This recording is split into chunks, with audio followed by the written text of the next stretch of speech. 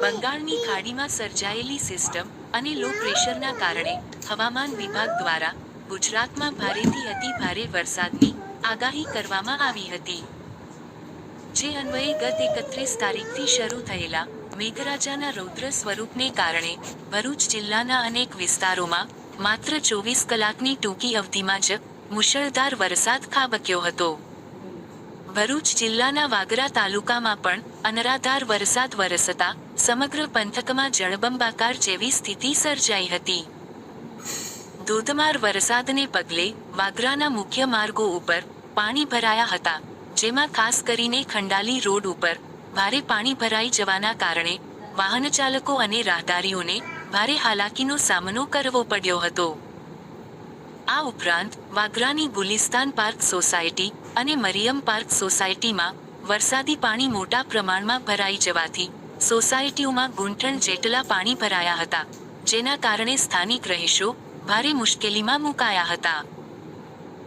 સોસાયટીઓમાં પાણી ભરાઈ જવાની આ ગંભીર પરિસ્થિતિને ધ્યાનમાં લઈને વાગરાના તલાટી, વહીવટી તંત્ર તેમજ ગામના આગેવાન જાબીરભાઈ પટેલ તાત્કાલિક હરકતમાં આવીને મદદે દોડી આવ્યા હતા અને સ્થળ પર પહોંચી પરિસ્થિતિનો તાગ મેળવી જરૂરી રાહત તેમજ પાણીના નિકાલ માટેની ત્વરિત કાર્યવાહી હાથ ધરી હતી.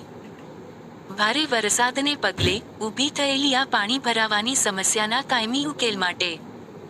વહીવટી તંત્ર અને આગેવાનો દ્વારા યોગ્ય પગલાં લેવામાં આવે તેવી લોકમાંગ ઉઠી રહી છે.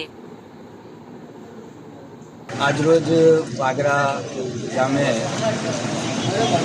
વસ્તી ખંડાલીવાળા રોડ પર નીચાણવાળા વિસ્તારમાં ગુલિસ્તાન સંજર સોસાયટીની અંદર અમો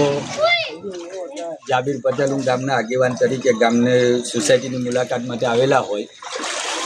ઉપરવાસમાં પાણી જે પડતું હોય ને આટલો બધો વરસાદ પડેલો હોય